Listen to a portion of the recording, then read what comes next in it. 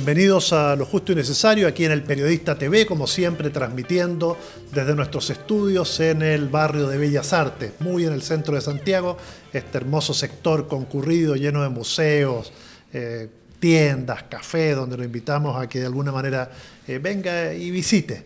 Desde aquí transmitimos y como siempre con interesantes invitados. Hoy tenemos a un periodista y a un doctor. Tenemos al periodista Cristian Pino. Muchas gracias, Francisco. Feliz de estar acá en el Periodista TV. Me he sorprendido gratamente con los estudios que han formado, así que te felicito. Te conozco hace mucho tiempo cuando tenían la edición de papel del Periodista y veo que están incursionando en los medios digitales, así que una muy grata sorpresa. Primera vez que intercambiamos roles. Siempre me habías entrevistado tú a mí, Muchas ahora. Gracias. Así que es un placer tenerte acá, Cristian. Un ícono para los periodistas jóvenes, Francisco. Así que muchas gracias. Es un orgullo considerarme tu amigo. Gracias. Y Gonzalo Álvarez Fuentes, doctor en América Latina Contemporánea en la Universidad Complutense de Madrid. Así es. Pero chileno. Chileno. Fuiste allá, estuviste un año en España. Estuve un año en España, periodo lectivo, y después tuve 3 años haciendo la tesis acá en Chile, porque la hice sobre temas de política exterior de Chile. Y también eres investigador del Instituto de Estudios Internacionales, INTE, de la Universidad Arturo Prat.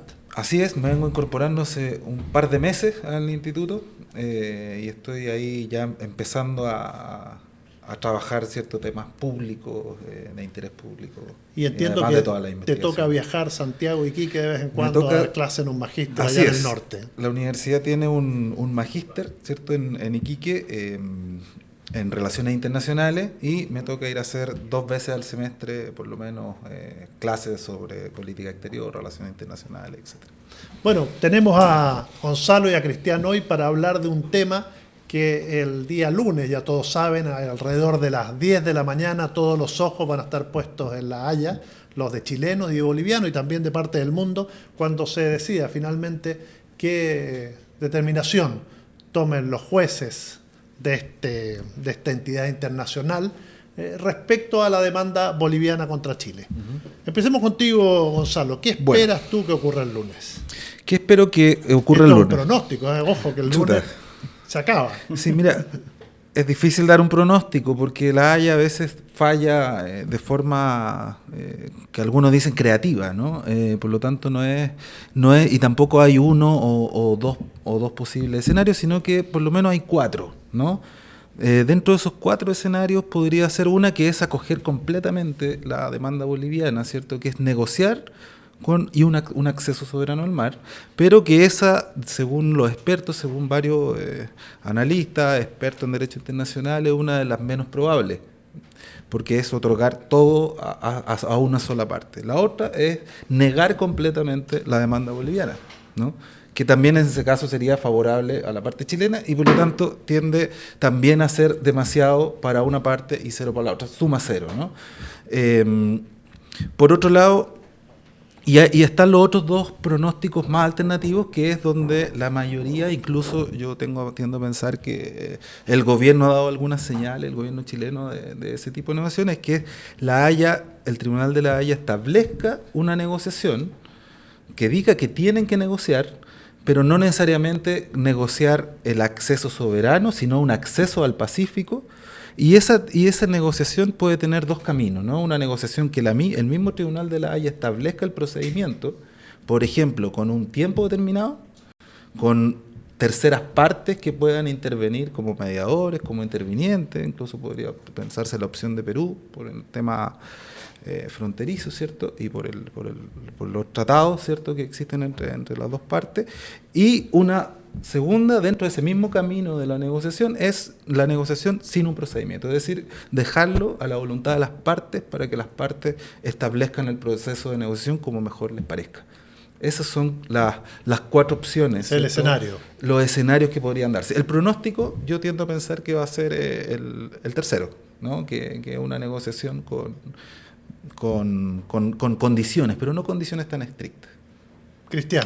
Interesante lo que dice Gonzalo, porque cuando uno escucha, aprende y termina haciendo un análisis de la situación de que puede ocurrir el día lunes, primero, la Corte Internacional de Justicia, ubicada en La Haya, se ha caracterizado durante mucho tiempo por tener fallos salomónicos. El ejemplo del fallo entre Chile y Perú donde nosotros decíamos que el paralelo era la frontera, los peruanos decían que era una línea horizontal, ¿cierto? En diagonal hacia abajo, era su frontera, y lo que termina resolviendo la Haya es que hasta el paralelo, hasta la milla 80 nos encuentra la razón a nosotros, y desde ahí en adelante le encuentra la razón a Perú. Es un ejemplo claro que lo que puede ocurrir el lunes es prácticamente cualquier cosa, y cuando hablo de cualquier cosa, pregúntenle a Nicaragua con Colombia, que tuvieron ahí un fallo por las islas del archipiélago donde está la isla de San Andrés, y hay un fallo que termina obligando al gobierno en ese tiempo, Juan Manuel Santos, a retirarse del Pacto de Bogotá, que se firmó el año 48 y que le da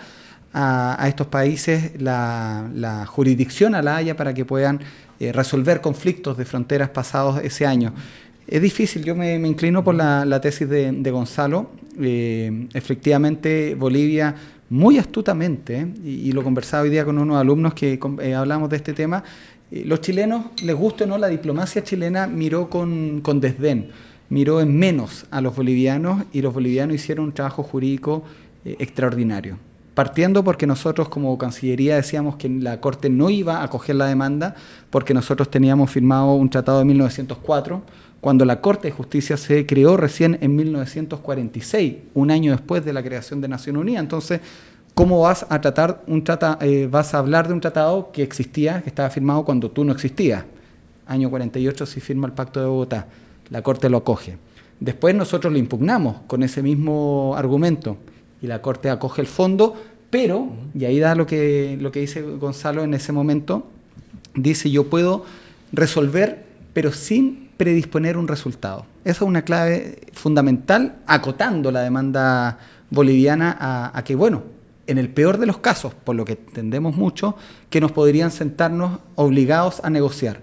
Lo que salga de ese resultado, la Haya no tiene mucho que decir. Por lo tanto, los dos países estarían felices, porque de alguna manera Evo Morales conseguiría lo que quiere, que es reanudar las negociaciones, y Chile no se sentiría obligado a llegar a un resultado entregando soberanía. Exacto. Pero eso también va a depender un poco de lo que señalaba, ¿cierto, Cristian? Respecto a de qué condiciones va a poner la Haya. Probablemente no va a poner el objetivo final, ¿no? Pero sí podría poner de generar un acceso al Pacífico, que no necesariamente implica soberanía. Y eso puede ser...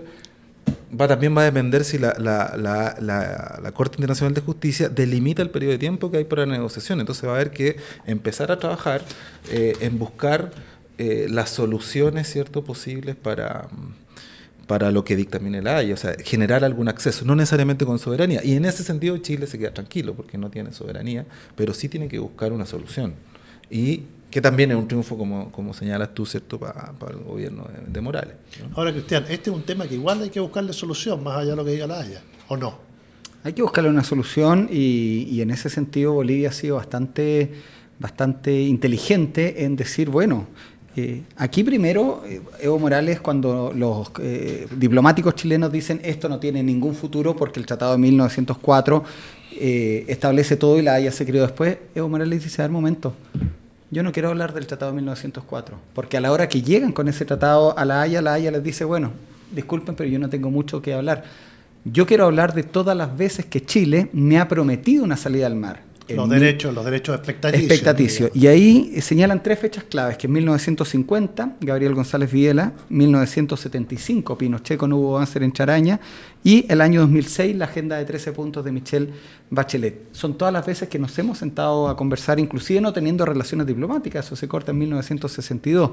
Entonces, lo que se pretende... Aquí hay un tema electoral, Francisco, porque recordemos que Evo Morales va a ser candidato en la próxima elección presidencial, por más que el referéndum le dijo que no.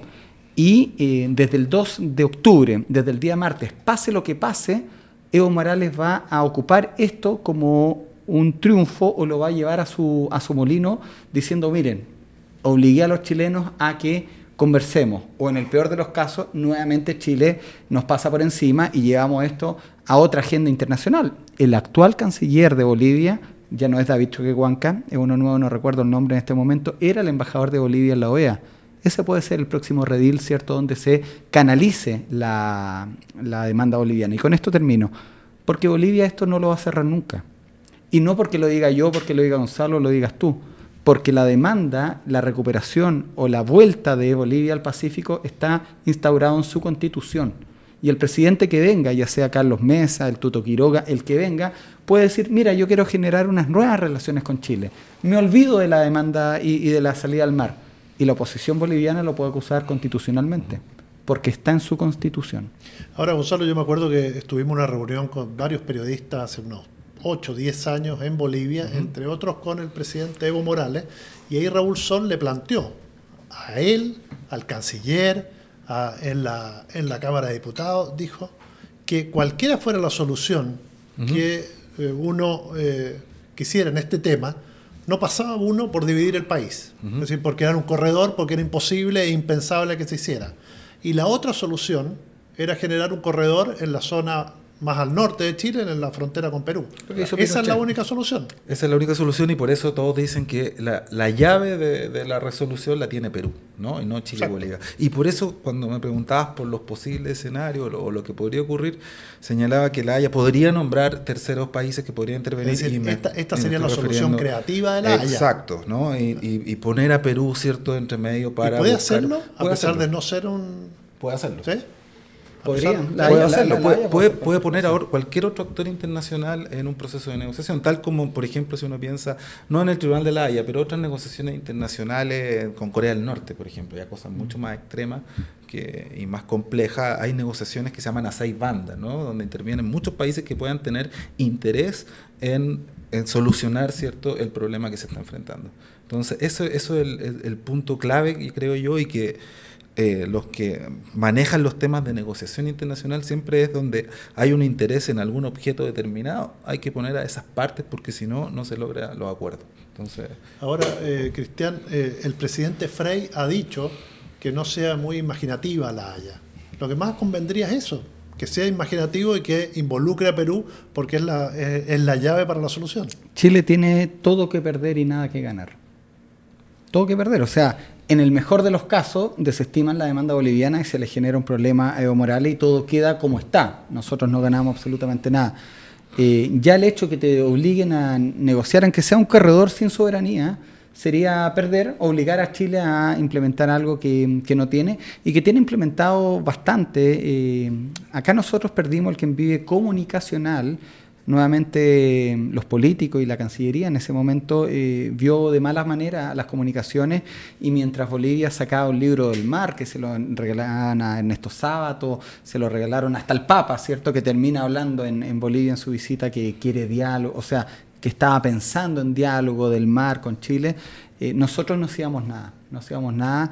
Luego se llama a Ascanio Cavallo, a una serie de periodistas para poder revertir algo en comunicaciones. Y ahí nosotros perdimos mucho, Francisco, porque Bolivia se ha presentado ante el mundo como una víctima. No señala que ellos tienen cabotaje gratuito, tienen, ¿cierto?, un guardado, no sé cuál sea el término náutico de su mercadería, que ni siquiera puede ser revisada por la aduana chilena, porque como eso va directo a Bolivia, pasa sin control por parte de la autoridad chilena. La llegada también tiene que estar asegurada por diferentes tratos. Entonces, lo que decías tú de lo que dijo Frei en torno a la imaginación, Chile tiene mucho que perder. Creo yo que lo que pase el día lunes no es menor y hay que estar bastante atento, porque eso va a ser una situación no de crisis, pero puede ser muy complicada para Sebastián Piñera. Porque ¿cómo va a salir a explicarle al mundo que una Corte Internacional de Justicia lo obliga a este país, ¿cierto?, que siempre ha mirado con tanta altitud, ¿cierto?, a Bolivia un poco para abajo, que nos están obligando a negociar, que nos están obligando a sentarnos a la mesa, que nos están ya ir obligado, Francisco, a cualquier cosa es malo. Ahí el discurso de Piñera va a ser bastante clave. Gonzalo, veo que tienes otra opinión por las caras. La opinión totalmente distinta, y eso es interesante para que podamos discutir el tema, porque yo creo que al revés de lo que señala Cristian, que tiene todo que perder, yo creo que lo pienso más en términos del caso, ¿no? Me voy a alejar un poco de cuáles son las partes. Esto no es un partido de fútbol, ¿no? Y fundamentalmente creo que tienen las dos partes todo que ganar. ¿Por qué? Me explico, ¿no? Porque esto es un problema histórico, tú lo has señalado, lo ha explicado muy bien, ¿cierto?, en el sentido de los distintos acuerdos. Hay una serie de demandas, contrademandas, de ime y direte, etcétera, ¿cierto? Un conflicto que se viene arrastrando hace bastante tiempo y que no han podido solucionar las partes, indistintamente de quién sea el responsable. Es un conflicto que no ha sido solucionado. Y que eso significa, por ejemplo, pérdida, desde el punto de vista más racionalista, ¿cierto? Pérdida en términos de beneficios económicos para las dos partes, ¿cierto? Acuerdos, etcétera. Chile y Argentina, por ejemplo, tenían un conflicto que fue solucionado, ¿no? Y eso ha implicado que Chile y Argentina mantengan un volumen de relaciones en el ámbito económico, político, de defensa, muy amplio, que es paradigmático en la región. Chile y Perú tenían un problema hasta hace poco y la Haya falla y se tiende a abrir la agenda de encuentro entre los dos países. Y en este caso, más allá de que pueda ser una derrota en términos, claro, si uno lo mira en términos absolutos, efectivamente uno gana y otro pierde. Entonces ahí no estoy cuestionando eso. Sí, pero sí creo que hay que mirar esto más allá de esa pérdida, de sentarse a la mesa obligado, entre comillas, porque no es una obligación, entre comillas. Las dos partes han reconocido voluntariamente la jurisdicción que tiene el Tribunal de la Haya, por eso son suscriptores del Pacto de Bogotá, y por lo tanto, si uno se somete voluntariamente y legitima un organismo internacional del carácter, el alcance y el prestigio que tiene el Tribunal de la Haya, ¿cierto?, no creo que sea una obligación, sino que es más bien cumplir con lo que tú te comprometiste, ¿no? Aceptar la jurisdicción de un organismo internacional. Y esto, lo que ha pasado históricamente entre Chile y Bolivia, que las negociaciones van avanzando y se tienden a caer, ¿no?, por uno u otro motivo.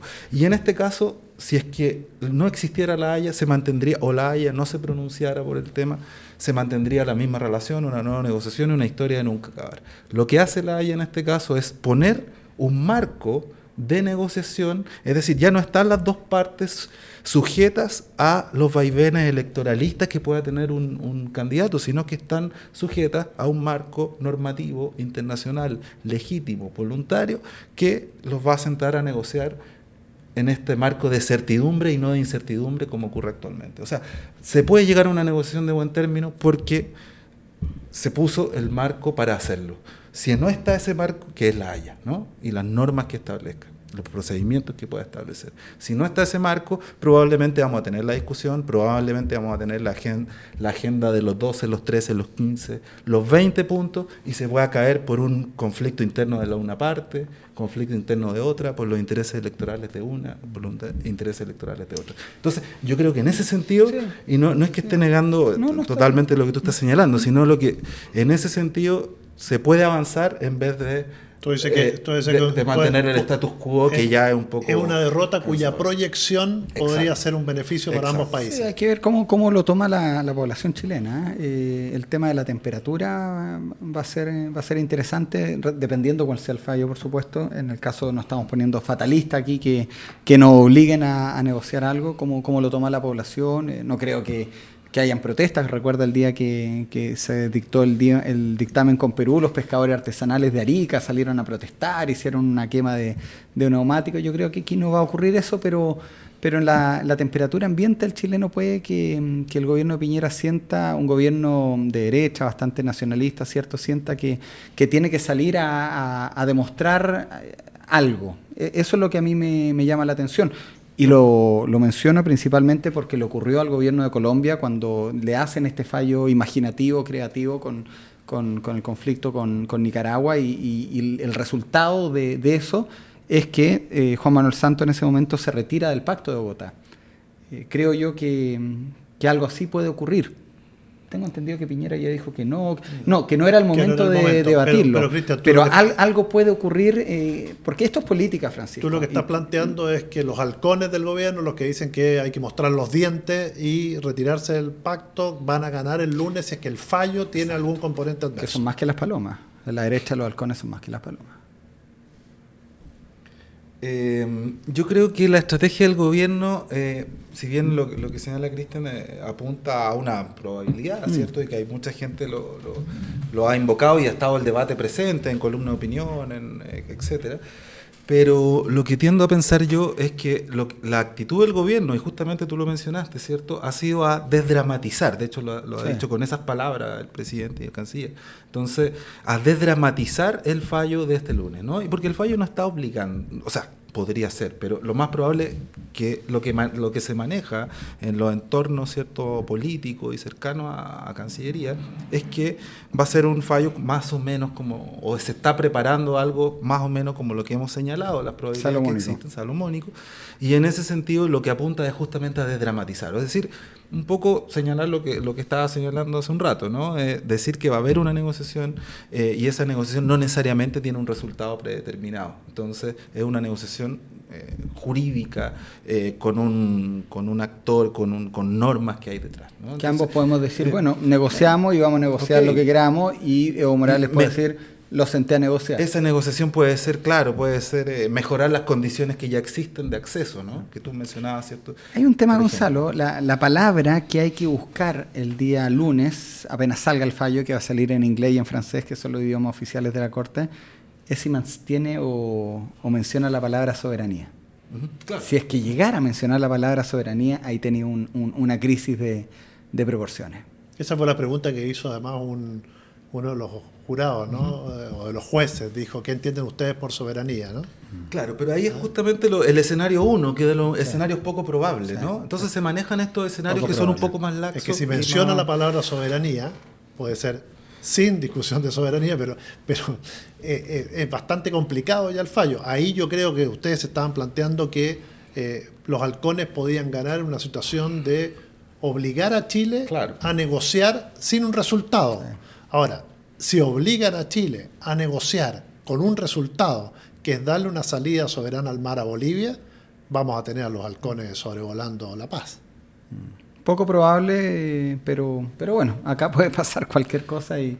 O sea, claro, es poco probable ese tipo de fallo, de que van a haber estos sentimientos, ¿cierto?, nacionalistas, van a salir bastante, ¿no? Y no solo en el sector de la derecha, sino que también gente vinculada al ala supuestamente progresista también ha manifestado cosas por el estilo. ¿Qué pierde Chile, Gonzalo, si le da una salida soberana al mar a Bolivia?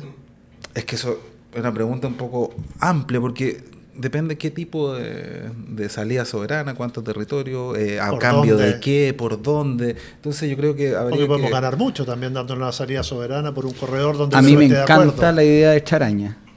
Lo encuentro maravilloso. Cuando Pinochet le ofrece a Hugo Banzer este corredor, y es curioso que un militar como Augusto Pinochet, un dictador que gobernó Chile con una mano de hierro durante 17 años, haya sido el que haya estado más cerca de entregarle a Bolivia territorio y mar con soberanía. Pero claro, hay que entender el contexto político de ese momento. Se cumplían los 100 años de la Guerra del Pacífico, Velasco Alvarado había anunciado que quería recuperar las provincias cautivas de Arica y Tarapacá, Bolivia estaba con Hugo Banzer también en ese tiempo militar, y lo que quería Pinochet era operarse de la frontera con Perú. Finalmente el Tratado de 1929 señala que Chile no le puede ofrecer a un tercer país, en este caso Bolivia, territorios que hayan sido pertenecientes del Perú. Porque Perú también en algún momento, nos gusta o no, Francisco, y tú lo sabes, espera o añora recuperar esas provincias. Gonzalo. Me quedo con lo primero que señala, ¿no? Con lo segundo no tanto. Con lo segundo no tanto en ese de añorar recuperar provincias. Puede ser, hay sectores dentro de las Fuerzas Armadas peruanas, dentro de la Cancillería, sectores nacionalistas, y en todos los países existen, algunos países más que otros, pero en general la diplomacia peruana tiende a no ser tan explícita, y es una diplomacia bastante hábil. Una de las mejores del mundo. Exacto. Tuvo un secretario general de Naciones Unidas, ¿cierto? Pérez Cuellar. Pero no tiendo a pensar de forma tan extrema en ese sentido. Yo quizás generalicé un poco, pero basta que te tomes 3 pisco sour con un peruano. Bueno, no vamos a hablar de pisco acá, pero la verdad es que siempre está la añoranza de ¿qué nos hubiera pasado a nosotros también? Imagínate que Arica y Tacna, y Antofagasta fueran parte de Chile y por una guerra antigua siempre que nosotros estaríamos peleando todos los días por eso. Pero en ese sentido la paradoja es que justamente los peruanos, me tocó mucho participar en reuniones de UNASUR en algún momento, cuando estuve trabajando en el ámbito público, reuniones del Consejo de Defensa Sudamericano, y me tomé los piscos sour con los peruanos Y también ellos notan otra cosa, ¿no? Mirándolo un poco de lo que uno puede escuchar. No necesariamente puede haber revanchismo en algunos sectores, como digo yo, pero también ellos notan que Chile realiza una política hacia vecinal, hacia Bolivia y hacia Perú, ¿cierto? O compra armamento, por ejemplo, que es demostrativo justamente de lo contrario, ¿no? Que es un armamento de carácter ofensivo, por ejemplo, para, no sé, no recuperar Lima, pero está un poco esa percepción de inseguridad a partir de ese pensamiento de cómo es Chile. Entonces, no es que ellos dicen, bueno, ¿por qué Chile tiene este tipo de aviones? ¿Por qué Chile hace esto? ¿Por qué Chile? O sea, si hay un ejercicio militar en el norte, los peruanos, los bolivianos se alarman, ¿no? No así los argentinos. Por eso decía que es posible, porque tenemos una serie de medidas de confianza mutua con los argentinos, hemos construido una relación a partir de los tratados de paz, ¿cierto? Y sobre todo después de la década del 90, que ha permitido que no existen esas percepciones de desconfianza. Y yo creo que, volviendo al caso, bueno, irme a otro lado, volviendo al caso de La Haya y una supuesta negociación, no quiero ser tan positivo tampoco, no soy ningún idealista, ni mucho menos, pero sí podría poner, ¿cierto?, una primera piedra para poder negociar y conversar y dialogar seriamente. Yo quiero volver al pisco sour. ¿Ah? Porque ¿Lo trajiste? En La Haya, durante la demanda con el Perú, ya que estamos hablando de La Haya, se criticó mucho y había, ya que estamos hablando de Bolivia, un sentimiento de un trato diferente. Justamente Sebastián Piñera va al Palacio de Pizarro y se tomó la famosa diplomacia al pisco sour con Alan García. Alan García luego es condecorado por el Congreso chileno y se le preguntaba el domingo al canciller Ampuero, ¿se condecoraría a Evo Morales hoy día? Siendo que no había demandado Alan García y fue condecorado, pero con Evo Morales hay una situación diferente. Lo que dice Gonzalo es muy cierto también. Con Argentina, el país que más cerca y más recientemente hemos estado de tener un conflicto bélico en 1978, hoy día hay tropas militares, el Batallón Cruz del Sur, que es chileno-argentino. ¿Es posible construir eso con Bolivia? De cierta manera, siempre Chile ha tenido con Bolivia en particular una relación y un comportamiento diferente. Que eso es lo que a mí me inquieta ante lo que pueda pasar el día lunes. Con Bolivia en particular. Con Perú se hizo las famosas cuerdas separadas. Claro, había millones de dólares en negocio de empresas chilenas en el Perú. Entonces, por más que nos ha demandado nuestro vecino, bueno, miremos para el lado y avancemos para adelante. Con Argentina está todo bien. Pero Bolivia no implica muy poco en el comercio chileno. Entonces, eso a mí me inquieta. ¿Quién se atrevería a decir qué está pasando con las Fuerzas Armadas en este fin de semana? ¿Están pensando este tema? ¿Les preocupa? Están preparados, están enlistados, hay un acuartelamiento frente a un fallo que puede generar, pero es parte de los protocolos normales, y te lo digo porque lo conozco, o sea, protocolo normal ante una situación internacional de incertidumbre, pero porque finalmente puede salir un loco de allá o de acá disparando, pero podría ser cualquier tontera, pero... Sí, efectivamente hay planes de contingencia, sí, como señala Cristian, ante eventuales crisis que puedan suceder a nivel vecinal y a nivel general, ¿no? O sea, Chile tiene una estrategia, pero sí tiene preparado, ¿cierto?, una planificación determinada para poder reaccionar frente a determinadas crisis. Pero más que nada hay que recordar que la política de defensa en Chile es una política disuasiva, ¿no?, de carácter disuasivo. Por lo tanto, lo que se pretende con eso no es generar acciones ofensivas. Está declarado públicamente en todos los documentos de política de defensa de Chile, desde el libro de la defensa del 97, el 2002, 2010 y el último del 2017, que la política de defensa de Chile es una política defensiva, ¿cierto? Y que se basa, ¿cierto?, y que apunta además internacionalmente a la solución pacífica de controversia. Entonces, si bien existen los planes que señalan normales ante cualquier situación, a ver, Chile en ese sentido es súper estricto y hay manuales y está todo declarado de cuáles son los procedimientos a seguir, y esos procedimientos se basan en los acuerdos internacionales que ha suscrito Chile. Es decir, que cuando uno lee un tuit como el que escribió el comandante Edmundo González, es solo una bravata. Exacto, está totalmente fuera de lugar, porque la política de defensa de Chile es explícita, cumple con la normativa internacional, y la única forma del uso de la fuerza, como es de carácter disuasivo, la única forma del uso de la fuerza es cuando se genera un ataque. O sea, no está el de atacar primero, ¿no? Es defenderse. ¿no? Bueno, y acá justamente la Armada la que menos tiene que decir ante una situación de crisis, ya que ¿por dónde? Cristian, despejado el tema de la Haya, sea cual sea el fallo, ya con más tranquilidad, ¿Chile debe retirarse del Pacto de Bogotá? Interesante pregunta, la hemos estado debatiendo bastante con mi grupo de estudio. Retirarse del Pacto de Bogotá no implica que se termina todo esto de un día para otro. Hay un año que los abogados llaman de latencia, donde te pueden demandar por cualquier cosa, cualquier país, durante un año. Ya está todo dicho, con Argentina también hay buenas relaciones. Es un interesante debate. Además, en diplomacia, Francisco, las señales son muy claves en el sentido de que yo me retiro del Pacto de Bogotá, ok, pero usted, señor Chile, demandó a Bolivia también. Recordemos que nosotros demandamos a los bolivianos por el Silala. Entonces, ¿qué pasó acá en el intertanto? O sea, usted le está dando esta potestad a la Corte, pero al haber un fallo que no le gusta, se retira. Creo que es un debate que se va a dar, se va a tener que dar sí o sí, pero donde nosotros también ya iniciamos una demanda que esto puede quedar en nada, pero quedar muy mal ante organismos internacionales, y eso no se paga en corto plazo en diplomacia. Gonzalo, la misma pregunta. Sí, tiendo a coincidir y voy a agregar una cosa más, pero tiendo a coincidir en lo que señala Cristian. Yo creo que hay tres razones de por qué no. El debate se va a dar, efectivamente, o sea, ya se está dando. Pero tiendo a pensar que no debiera hacerlo por tres cosas. Una razón práctica. La razón práctica la acaba de señalar Cristian, que Chile tiene otra demanda que presentó Chile contra Bolivia por el tema del Silala. Después lo contrademandó Bolivia. Entonces ya hay un argumento práctico que sería poco serio, ¿cierto? No me gustó este fallo, me salgo, no importa el otro. ¿Qué haríamos como malos perdedores? Claro, entonces es poco serio para un país.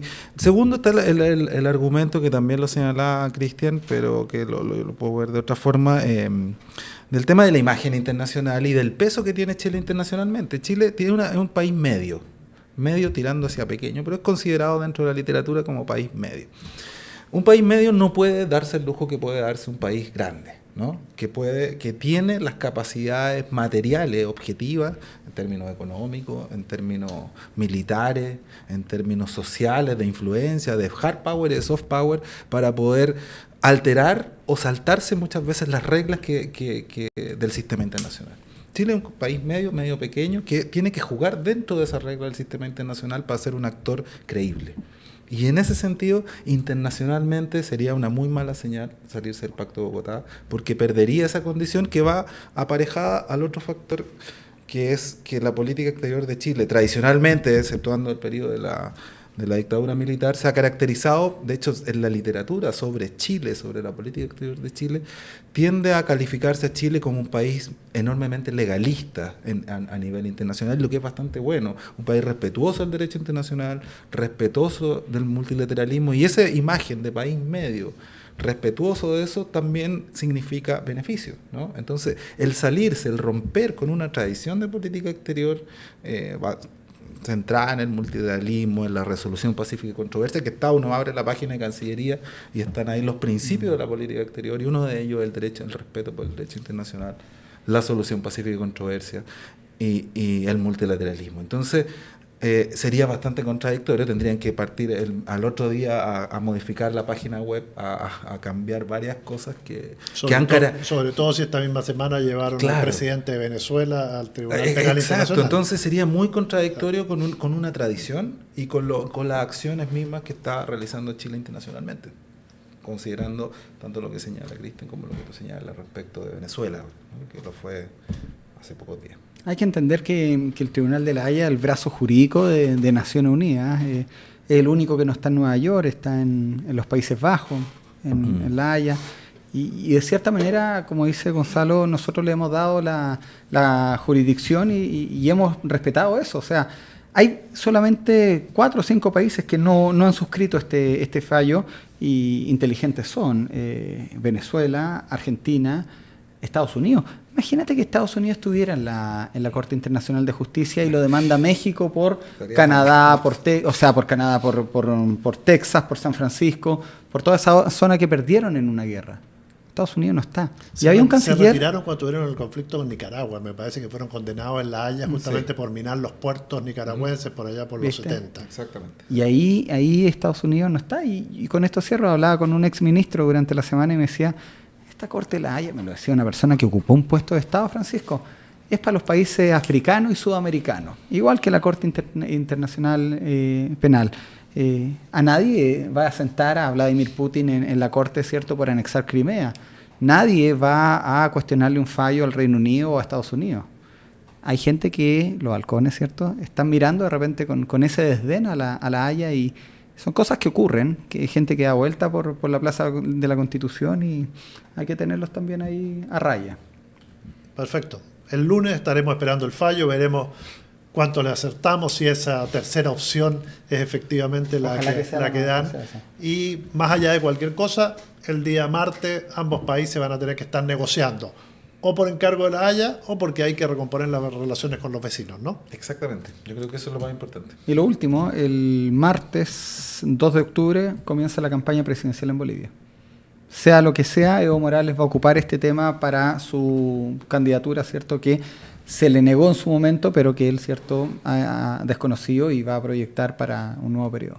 Gracias, Cristian Pino, gracias, Gonzalo, por habernos acompañado aquí en Lo Justo y Necesario. Y a ustedes los invitamos para que sigan el fallo, vean el programa nuevamente después del fallo, para tenerlos acá próximamente. Yo creo que la próxima semana los vamos a tener para comentar justamente qué ocurrió en La Haya el día lunes. Muchas gracias.